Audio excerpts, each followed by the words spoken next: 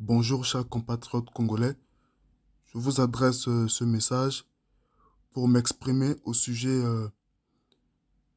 de la situation des sapeurs, plus exactement le conflit qu'il y a eu entre certains sapeurs et l'écrivain Alem Abankou.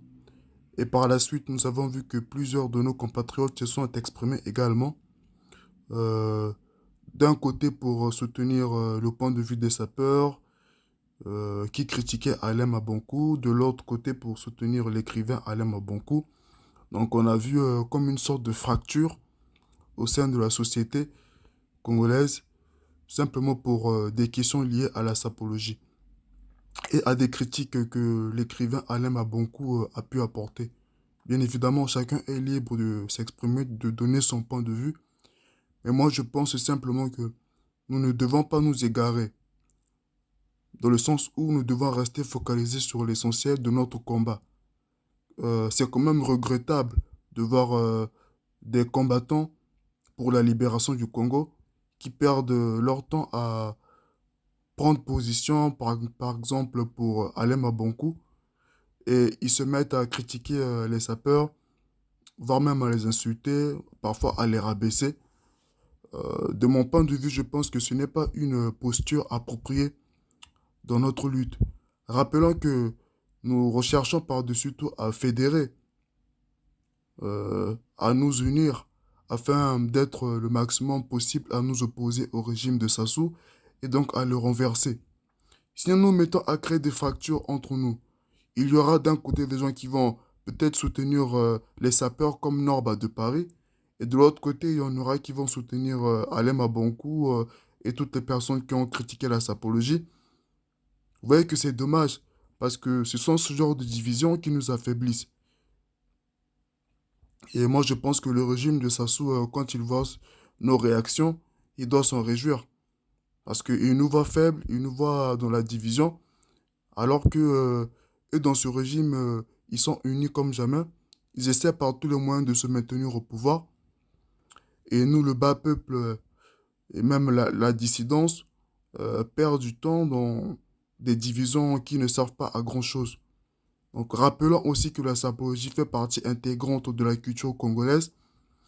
Donc moi, je pense que quand on fait des critiques contre cette partie de notre culture, nous devons rester assez humbles dans notre façon de critiquer, de prendre position.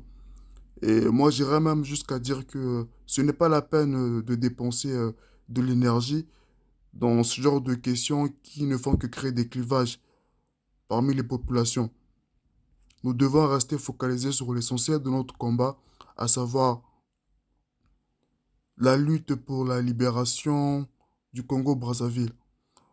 Notre ennemi, ou plutôt l'un de nos principaux ennemis, c'est le régime de Sassou. Et de l'autre côté, il y a la France-Afrique aussi qui représente un grand ennemi, et même le plus grand d'ailleurs.